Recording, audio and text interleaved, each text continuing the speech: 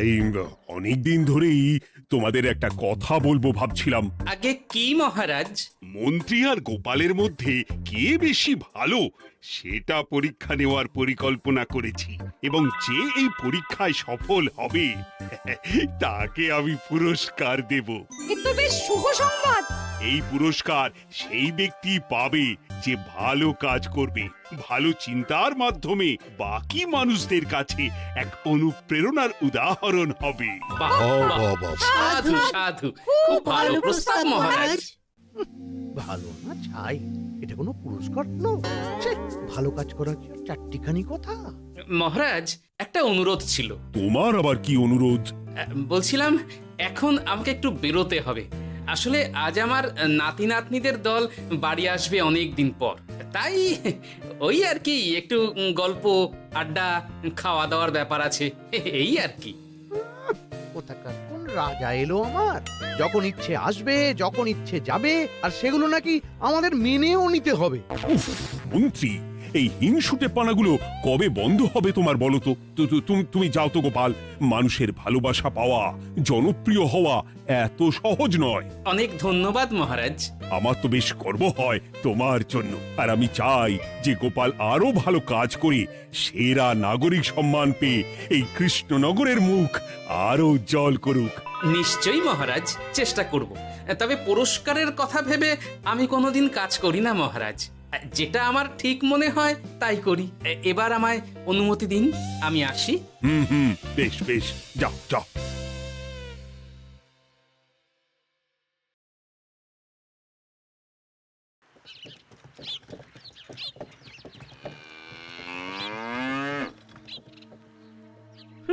সেরা নাগরিক সম্মান সেটাও নাকি পাবে ওই গোপাল। বাবা, মহারাজের কি আদিক্ষেতা গোপালের প্রতি, দেখেও গা জ্বলে যায়। ও কি একাই আছে নাকি যে বেশি জনপ্রিয়? আমিও হব। হ্যাঁ, কি করি কি করি? যাই, একটু গোপালের বাড়ি উঁকি মেরে দেখে আসি যে কি এমন মহান কাজ করে।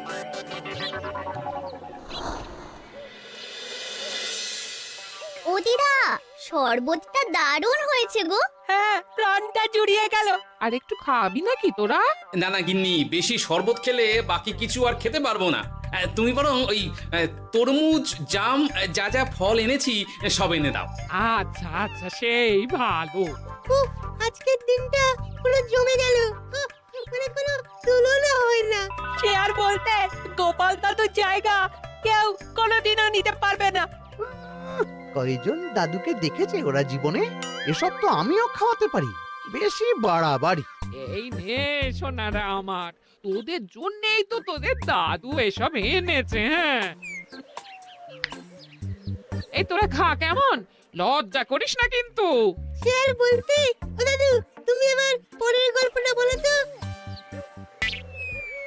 কি ব্যাপার, মন্ত্রী মশাই হঠাৎ আড়ি পাচ্ছে কেন? কই গো দাদু, চুপ করে আছো যে? হ্যাঁ হ্যাঁ, বলছি। এবারে বুঝলি, এবারে তোদের একটা অন্যরকম গল্প বল। দূর, আরে কি বলছে সব ঠিক করে শোনাও যাচ্ছে না। আর একটু ভালো করে উঁকি দি।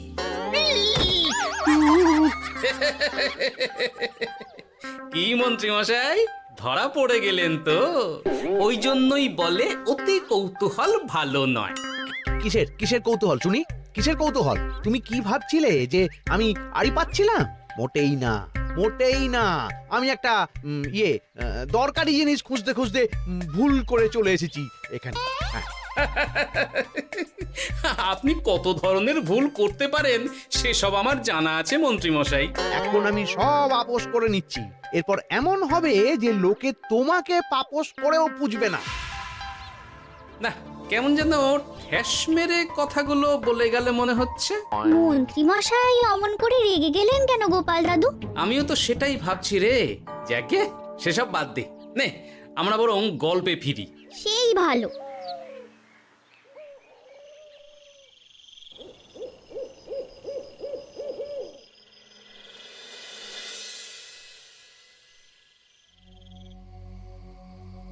অনেক হয়েছে, অনেক হয়েছে গোপালের গুণগান। এবার থেকে আমিও এমন কিছু করব যাতে আমি গোপালের থেকেও বেশি জনপ্রিয় হই, কিন্তু তার জন্য গোপালের কাজকর্মের ওপর একটু নজর রাখতে হবে।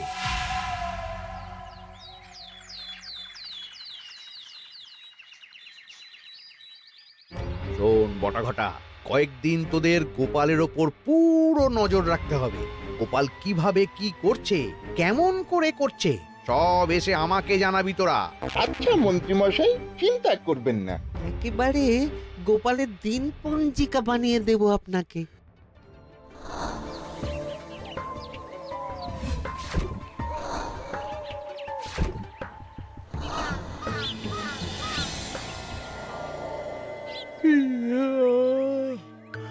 ওহ, দুপুরের ঘুমটাও একটু ঠিক করে ঘুমোতে দিবি না রে তোরা? কি হয়েছে বল। আগে মন্ত্রীমশাই আপনিই তো বলেছিলেন। ঠিক আছে ঠিক আছে, ওহো বল কি হয়েছে। দেখে যা বুঝলাম গোপাল বড় উদার, পরোপকারীও। সে কাউকে ঠকায় না, আর নিজেও ঠকে না। হ্যাঁ, সবাই তাকে খুব ভালোবাসে। হয়েছে হয়েছে, বুঝেছি। এবার থাম তো। গোপাল পরোপকারী? হাহ, এতদিন ও ছিল, কিন্তু এবার আমার পালা।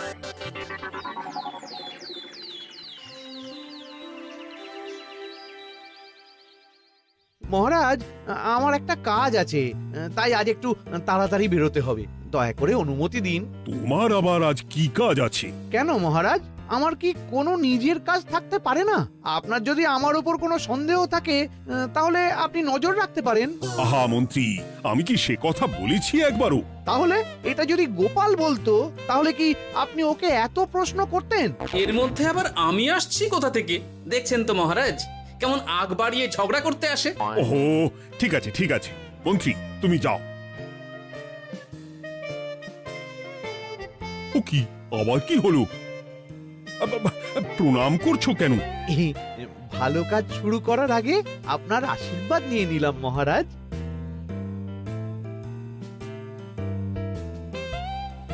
কিছু কি বুঝলেন মহারাজ?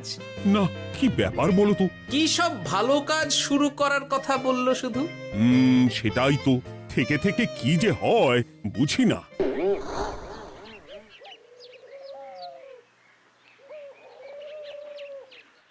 তা বলেছিলাম, সব মনে আছে তো? আজ থেকে তোদের কাজ হলো শুধু আমার গুণগান করা, লোকের কাছে আমার কাজের প্রশংসা করা। আচ্ছা মন্ত্রীমশাই। আপনি যেমন বলেছেন ঠিক তেমনটাই হবে।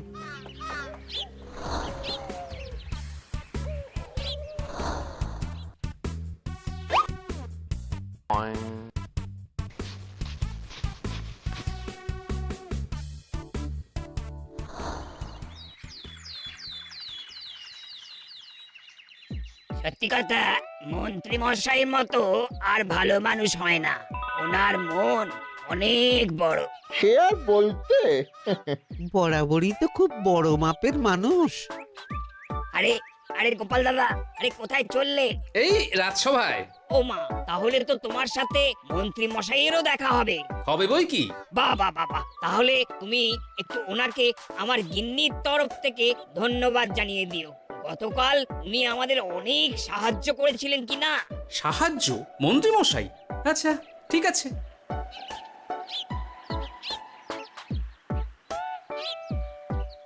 কিরে, কোথায় যাওয়া হচ্ছে সব? আজকাল তো তোদের দেখতেই পাওয়া যায় না, বাড়িতেও গল্প শুনতে আসিস না তোরা। কি করে যাবো বলতো গোপাল দাদু, সময় হয় না তো। সে কি কথা, খুব চাপ চলছে নাকি? না না, সে কথা নয়। আসলে মন্ত্রী মশাইয়ের বাড়িতে একবার ঢুকলে খাওয়া দাওয়া গল্প খেলা সবকিছু সেরে বেরোতে বেরোতেই অনেক দেরি হয়ে যায়, তাই আর তোমার বাড়িতে যাওয়ার সময় হয় না। মন্ত্রী মশাইয়ের বাড়ি? ও, মন্ত্রী মশাই মনে হয় ভালোই সবার মনে জায়গা করে নিচ্ছে। যাকে ভালো কথা, সবার ভালো হলেই ভালো। তা মন্ত্রী, চারপাশ থেকে তো তোমার নামে বেশ ভালো ভালো কথাই শুনছি। খুব ভালো, খুব ভালো। এইভাবেই মানুষের পাশে থাকো সব সময়। এখন তো গোপালের থেকেও সবার মুখে তোমার নামই আগে আসে।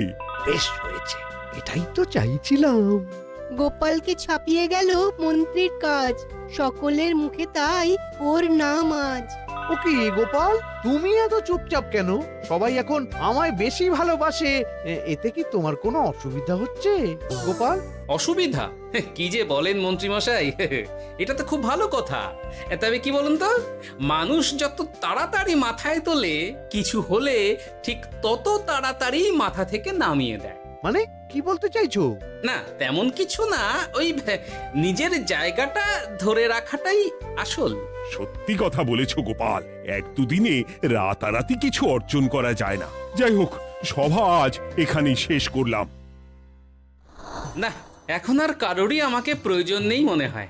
সবাই তো মন্ত্রীমশাইয়েরই জয়গান করছে, তবু যেন কেমন খটকা লাগছে আমার। ধুর, এত ভেবে কাজ নেই, ভোলা ময়রার দোকান থেকে বরং কটা রসগোল্লা কিনে নিয়ে যাই। কই গো, আমাকে গোটা 10 রসগোল্লা দাও তো। রসগোল্লা তো হবে না। কি হবে না? এই তো সামনে রাখা দেখতে পাচ্ছি। ওগুলো ওই মন্ত্রী মশাইয়ের জন্য রাখা আছে। ওগুলো ছাড়া তুমি অন্য কিছু বলো, আমি দিচ্ছি। না থাক, কিছু লাগবে না।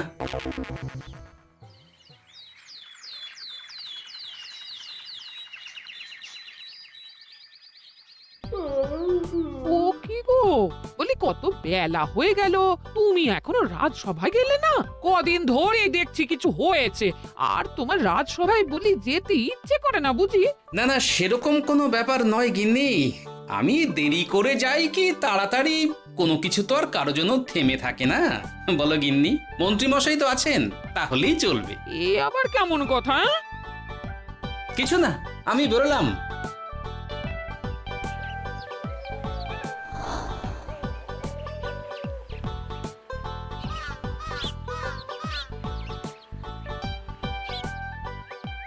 কিরে, তোরা সব এখানে দাঁড়িয়ে কেন?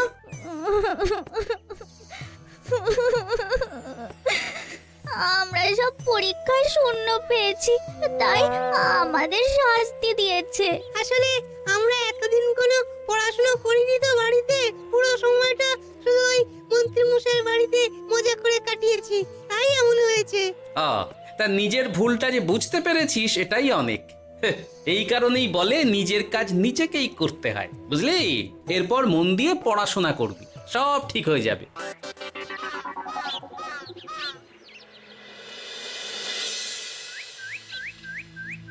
ও কি গো ভোলা মায়েরা, এমন মুখ বেজার করেছো কেন? আর কি বলি গোপাল দাদা, খদ্দের একটাও নেই। বসে বসে শুধু মাছি তাড়ানো ছাড়া আর কোনো কাজই নেই। কেন, হঠাৎ এমন কেন হলো? এই মন্ত্রী মশাইয়ের জন্য উপকার করে দেওয়ার নাম করে আমাকে দুধ থেকে ছানা মেখে দেওয়ার কথা বলেছিল। আমিও খুশি মনে রোজ দুধ পাঠিয়ে দিতাম ওনার বাড়ি। তারপর? আসলে ওই মিষ্টি বানানো তো আর চারটিখানি কথা নয়, আমার সুবিধাই হতো। হঠাৎ খদ্দেররা সব জানানো শুরু করলো মিষ্টির স্বাদ পাল্টে গেছে, মান কমে গেছে, আর শরীর খারাপ হচ্ছে, এই সব। না না না, এ তো খুব খারাপ ব্যাপার।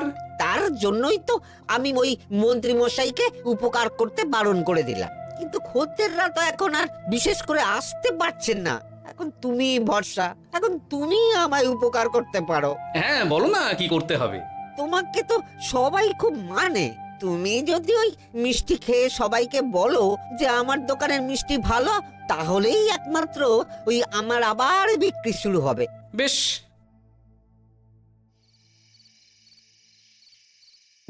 শোনো শোনো, তোমাকে না একটা কথা বলার আছে।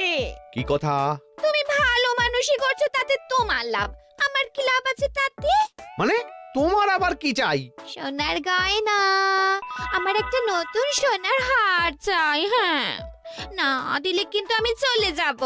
ওই দেখো, আচ্ছা ঠিক আছে ঠিক আছে, দেবো। ও মা, তাই? সত্যি তুমি খুব খুব ভালো। আমি তোমাকে যতটা কিপটে ভাবতাম, তুমি ততটাও কিপটে না। না গিন্নি, তোমার গয়না আমি গড়াবো, কিন্তু খরচ আমি করব না। যাকে বলে মাছের তেলে মাছ ভাজা। সে আবার কি করে সম্ভব?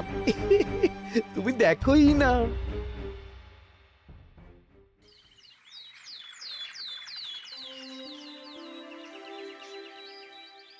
মহারাজ, আপনার কাছে একটা অনুরোধ ছিল। হ্যাঁ বলো না। এই আগামী সপ্তাহে আমি সকলকে বিনামূল্যে বস্ত্র ও খাদ্য সামগ্রী বিতরণ করতে চাই। আর তার জন্য আমার ইচ্ছা যে আপনি সেখানে প্রধান অতিথি হয়ে আসুন। বাহ বাহ বাহ, এ তো ভারী উত্তম প্রস্তাব, নিশ্চয়ই যাব। অনেক ধন্যবাদ, এ তো আমার পরম সৌভাগ্য মহারাজ। কি খুশি তাহলে? এই আর একটা কথা, মানে বুঝতেই তো পারছেন অনেক খরচ, তাই অল্প পরিমাণ যদি মোহর, মানে আপনার যেটা ভালো মনে হয়। বুঝেছি বুঝেছি, আর বলতে হবে না। আপনি মহান মহারাজ, আজকে বুঝতে পারলাম আপনি সকলকেই সমান চোখে দেখেন। কি হয়েছে গো, তোমরা সকলে এখানে? বড় বিপদে পড়ে এসেছি গো দাদা। কি হয়েছে একটু খুলে বলো দেখি। মন্ত্রী মশাইয়ের অতি উপকারের ঠেলায় আমাদের সকলেরই বড় সমস্যা দেখা দিয়েছে। প্রথম বুঝতে পারিনি, কিন্তু এখন বুঝতে পারছি। দয়া করে কিছু একটা করো গোপাল দাদা। বুঝলাম, ঠিক আছে, আমি দেখি কি করতে পারি। যা বুঝছি, কিছু একটা করে মন্ত্রীমশাইয়ের উপকার থেকে সকলকে বাঁচাতেই হবে। কিন্তু কি করি পেয়েছি উপায়। সামনেই বস্ত্র ও খাদ্য সামগ্রী বিতরণের অনুষ্ঠান করবে বলেছে না? ওটাতেই কিছু একটা করতে হবে। যা বললাম তাহলে বুঝলি তো? ভালো করে মন্ত্রীর উপর নজর রেখে আমাকে সবটা জানা। হ্যাঁ গোপাল দাদু, কোনো চিন্তা করো না, মন্ত্রী মশাইয়ের আসল রূপ সামনে আসবেই।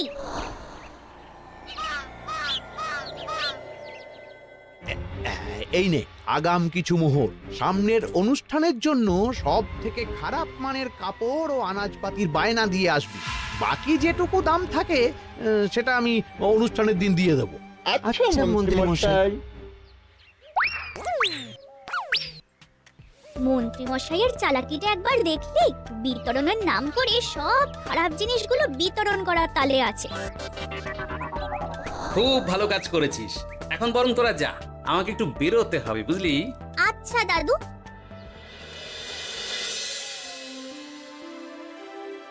তুমি সত্যি বলছো গোপাল? এত বড় বিশ্বাসঘাতকতা! আমার থেকে মোহর নিয়ে, আমার হাত থেকে উপহার নিয়ে আমার প্রজাদেরই ঠকানো। এখনই তাহলে ওই মন্ত্রীকে ডেকে এনে শাস্তি দেওয়া হোক। না মহারাজ, মন্ত্রী মশাই যে শুধু আপনাকে ঠকিয়েছে তা নয়, মানুষের ভালোবাসারও দাম রাখেনি। সবকিছু সবার সামনে হোক। মন্ত্রী মশাইকে কি করে ফাঁদে ফেলতে হয় সে ব্যবস্থা আমি করে ফেলেছি মহারাজ।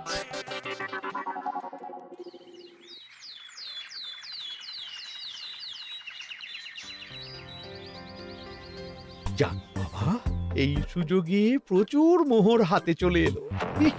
এমনিও আমার চিন্তার কোনো ব্যাপার নেই, সব জিনিস তো মহারাজের হাত দিয়ে বিতরণ করা হবে, তাই খারাপ হলেও সবাই ভাববে মহারাজ দিয়েছে। শোন, এবার তোরা গিয়ে মন্ত্রীকে ওখান থেকে সরিয়ে আন। ততক্ষণে আমি আমার কাজটা মিটিয়ে নিই। আচ্ছা। মন্ত্রী মশাই, শিগগিরই চলুন আমাদের সাথে, মহারাজ আপনাকে ডাকছেন ওই গাছতলার ওখানে। এখন? হ্যাঁ, মহারাজ তো আপনার উপর খুব খুশি, তাই দেখে মনে হলো কোনো একটা উপহার দেবেন আপনাকে। তাই নাকি? বটেই তো, আমি এক্ষুনি যাচ্ছি। এবারে জমবে মজা।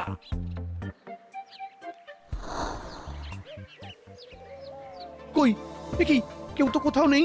আমাকে যে বললো মহারাজ ডাকছেন, ধর আমি বরং মঞ্চেই ফিরে যাই।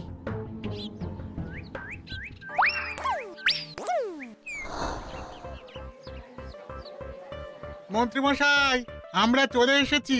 আপনি বলেছিলেন আজকে আমাদের পাওনা মিটিয়ে দেবে। আপনার কথা মতো সবচেয়ে উৎকৃষ্ট মানের কাপড় আমি দিয়েছি। হ্যাঁ মন্ত্রী মশাই, আমিও একদম ওই টাটকা শাকসবজি, মাছ, মিষ্টি সব দিয়ে থলি ভরিয়ে দিয়েছি। এবার দামটা মিটিয়ে দিন। দুজনের মিলিয়ে হয়েছে ওই 1000 মোহর। বাহ মন্ত্রী বাহ, তুমি এত ভালো ভালো জিনিস বিতরণ করছো, ওহ, আমি তো বিশ্বাসই করতে পারছি না। মোটাই না, আমি অত দাম দিতেই পারবো না। আমি তো ভালো জিনিস দিতে বলিনি, আমি বলেছিলাম সব থেকে খারাপ জিনিসগুলো দিতে। কি বললেন মন্ত্রী মশাই? এই রে, এই ধরা পড়ে গেলাম মনে হয়। তোমার এত বড় সাহস! তুমি আমার রাজ্যে থেকে এইভাবে মানুষকে ঠকাবে? আমায় ক্ষমা করে দিন মহারাজ, আমি ইচ্ছা করে এমন করিনি। আর আমি কোনো কথা শুনতে চাই না। উপকারের নাম করে তুমি আমার প্রজাদের যা অপকার করেছো সব আমি জানি। তোমাকে শাস্তি পেতেই হবে। প্রহরী, বন্দি করো মন্ত্রীকে। মহারাজ, আর হবে না, আর হবে না মহারাজ, আর হবে না। ওই জন্যই বলে যেমন কর্ম তেমন ফল।